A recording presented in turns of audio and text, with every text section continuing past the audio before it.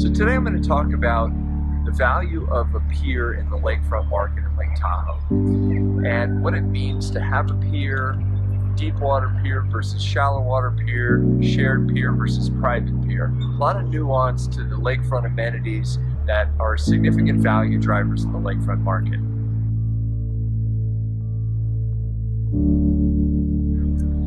Piers are heavily regulated in Lake Tahoe. There are 3 agencies that have jurisdiction. There's the Tahoe Regional Planning Agency, the California or Nevada State Lands Commission, depending on what state it's in, and the Army Corps of Engineers. This creates a fairly significant, thick regulatory environment that can make it difficult to do things out on the water in Lake Tahoe with respect to construction of new piers. So right now there's a moratorium against building new piers. The Tahoe Regional Planning Agency is not accepting applications.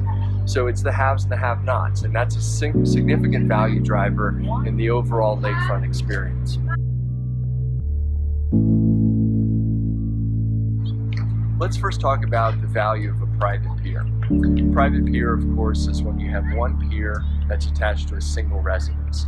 This is the most desirable outcome for a lakefront buyer because you have exclusive control over a single pier. You're not sharing it with anyone. And the value of a private pier in today's market is somewhere between $500,000 on the low end all the way up to over $1 million. And the reason why there's a significant price variance is relative to shallow water or deep water, how close it is to the residence, whether or not it has any boat lifts or any other amenities associated with the pier, motorized catwalks. All of those factors will drive the value of a pier. The value of a shared pier, or what's known technically as a multi-use pier, depends on how many people you're sharing the pier with. Again, water depth is critical, length of the pier, and whether or not it has boat lifts.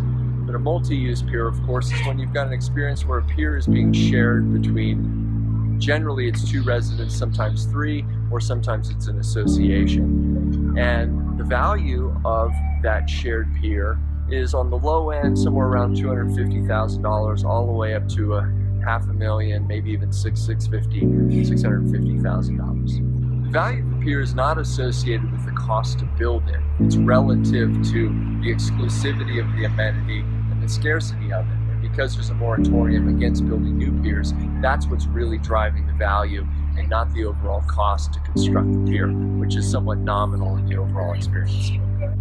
Now, in today's lower water conditions, the deep water piers are experiencing significant value bumps over those shallow water piers. There are many piers that are either unusable or even high and dry and don't have any water under them at all. So a property that has a deep water pier, for example, the property that we have listed at 4767 North Lake Boulevard, has between 5 and 6 feet of water at the end of the pier. That's a lot of water in today's conditions where the lake is about 6.5 feet down. So when we've got a deep water pier right now, that's really showing extra value in the overall property as a result of that deeper water. Any buyer that's considering a purchase of a lakefront property need not just look at the property and the house itself, but you have to consider the waterfront amenities, not just what's there, but also legitimizing what's there and making sure that in the eyes of the government agencies, these waterfront amenities are legitimate. And we do this on a buyer's behalf. We quarterback this effort and generally bring in a land use planner who can help assist in making sure that the pier, buoys, and any other waterfront amenities are indeed part of the property and legitimately so.